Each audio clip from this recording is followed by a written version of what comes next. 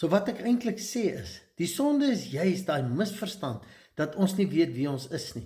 Ons is goddelike wesens op hierdie aarde, wat stap in 'n liggaam vir hierdie fisiese belewenis, en die geleentheid, sodat onvoorwaardelike liefde deur ons kan manifesteer.